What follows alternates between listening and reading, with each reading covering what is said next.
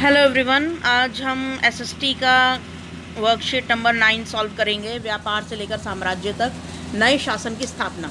Governor general Warren Hastings, जो कि 1773 से लेकर 1785 तक बने थे गवर्नर हमारे हिंदुस्तान में, उन बहुत सारे महत्वपूर्ण व्यक्तियों में से एक था जिन्होंने कंपनी की ताकत फैलाने में अहम भूमिका अदा की। वॉरेन हेस्टिंग्स ने उनके समय तक आते आते कंपनी ने न केवल बंगाल बल्कि मुंबई और मद्रास, चेन्नई में भी सत्ता हासिल कर चुकी थी। ब्रिटिश इलाकों में मोटे तौर पर प्रशासकीय इकाइयों में बटे हुए थे जिन्हें प्रेसिडेंसी कहा जाता था। उस समय 3 प्रेसिडेंसी थी, बंगाल, मद्रास और मुंबई। ये 3 तरीके की प्रेसिडेंसीज थी उस टाइम। हर एक का शासन गवर्नर के पास होता था और सबसे ऊपर गवर्नर जनरल होता था। तो उस वक्त का गवर्नर जनरल कौन था? वो था वॉरेन हेस्टिंग्स। और इनके अंडर में जो थे ये बंगाल, मद्रास और बम्बई, तीनों के गवर्नर्स जो थे वो काम करते थे। अच्छा, नेक्स्ट है वॉरेन हेस्टिंग्स ने कई प्रशासकीय सुधार किए। न्याय के क्षेत्र में उनके सुधार खास तौर पर उल्लेखनीय थे। 1772 में एक नई न्याय व्यवस्था स्थापित की। इस न्याय व्यवस्था का प्रावधान किया गया कि हर जिले में 2 अदालतें होंगी, एक फौजदारी अदालत होगी और एक दीवानी अदालत होगी। ठीक है। दीवानी अदालतों के मुखिया जो थे वो यूरोपीय जिला कलेक्टर होते थे। मौलवी और हिंदू पंडित उनके लिए भारतीय कानूनों की व्याख्या करते थे। ये दीवानी अदालत के बारे में बता रही हूँ मैं। फौजदारी अदालतें जो होती हैं वो उसमें काजी और मुफ्ती होते थे। हिंदू कानूनों में समरूपता लाने के लिए 1775 में 11 पंडितों को भारतीय कानूनों का एक संकलन तैयार करने को काम सौंपा गया। एन.बी. हॉलहेड ने इस संकलन को अंग्रेज़ी में अनुवाद किया। अब देखो, पहले तो हिंदुओं के जितने भी शास्त्र थे उनमें से सारे कानून और उनके रीति रिवाजों का उन्होंने संकलन तैयार किया, यानी कि एक बुक तैयार की। फिर उस बुक को अब अंग्रेज़ी में ट्रांसलेट भी करना था, क्योंकि ज़्यादातर अंग्रेज़ जो थे वो अंग्रेज़ी जानते थे, वो हिंदी पढ़ नहीं सकते थे। तो जब हिंदुओं ने तैयार कर ली, पंडितों ने, फिर उसके बाद वो उस बुक को इंग्लिश में ट्रांसलेट किया गया, जो कि एन.बी. हॉलहेड ने किया था ट्रांसलेट। ठीक है। उसके बाद फिर 1778 तक यूरोपीय न्यायाधीशों ने के लिए मुस्लिम कानूनों की भी एक संहिता तैयार की। बिल्कुल ऐसी जैसे हिंदुओं ने तैयार की थी 11 पंडितों ने संकलन, ऐसे ही मुस्लिमों ने भी अपनी संहिता तैयार की थी। 1773 के रेगुलेटिंग एक्ट के तहत एक नए सर्वोच्च न्यायालय की स्थापना की गई।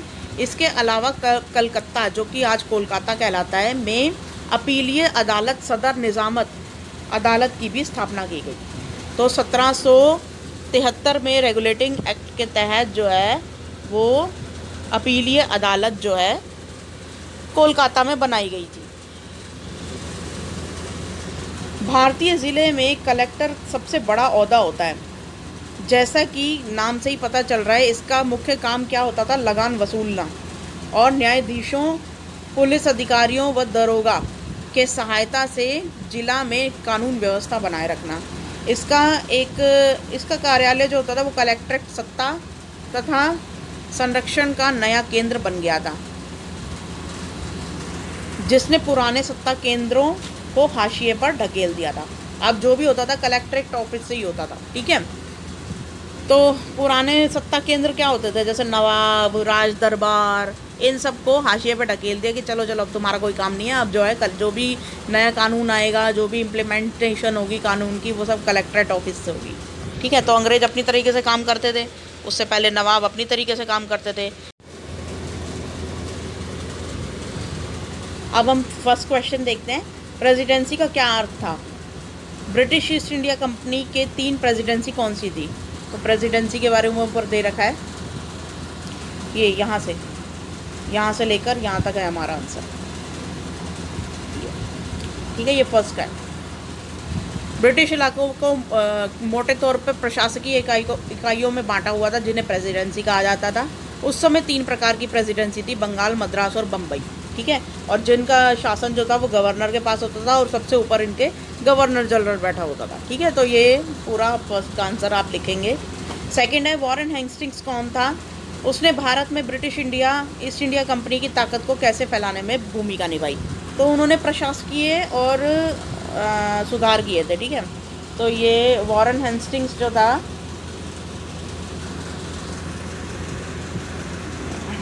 पहले तो आप ये वाली लाइन लिखेंगे, ये यहाँ से लेकर यहाँ तक।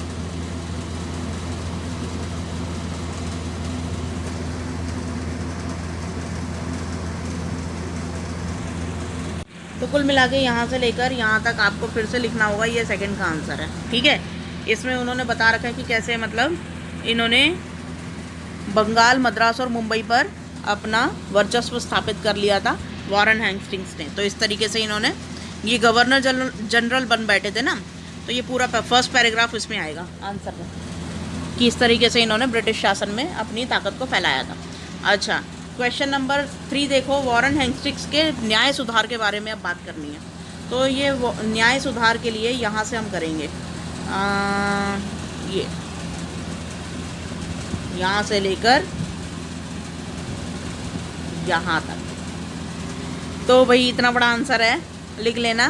देखो अब बड़ी क्लास में हो गए हो, 8th क्लास में हो गए हो, अब छोटे आंसर्स लिखना आपको शोभा नहीं देता है। और वैसे भी आपके जो पेपर है उसमें बड़े बड़े आंसर्स ही लिखने होंगे, तो अभी से आदत डाल लो। जैसे जैसे क्लास बड़ी होती जाएगी बड़े बड़े आंसर्स आते रहेंगे, मतलब बड़े बड़े आंसर्स लिखने पड़ेंगे जैसे जैसे क्लास का बढ़ती जाएगी। जैसे 8th है, 9th है, 9th में इससे भी बड़े आंसर लिखने हैं, 10th में इससे भी बड़े आंसर लिखने हैं, ठीक है। और कॉलेज में जब जाओगे तो उसमें 4-4 पेजों का एक आंसर होगा। तो जैसे क्लास बढ़ती जाती है वैसे ही आपको लिखावट और ये सब, मतलब लिखने का काम ज़्यादा बढ़ता जाता है, SST में खासकर। अच्छा, तो अभी से तैयार रहो। तो ये 3rd का आंसर हो गया पूरा का पूरा। अच्छा, नेक्स्ट है क्वेश्चन नंबर 4, कलेक्टर का क्या काम था। कलेक्टर का काम इसमें दे रखा है, इस वाले पैराग्राफ को उतार लेना, यहाँ से लेकर यहाँ तक, ये 4th का आंसर। तो कुल मिला के एक एक पैराग्राफ का आंसर है, लिख लेना। आज की वर्कशीट में बस इतना ही था। Thank you.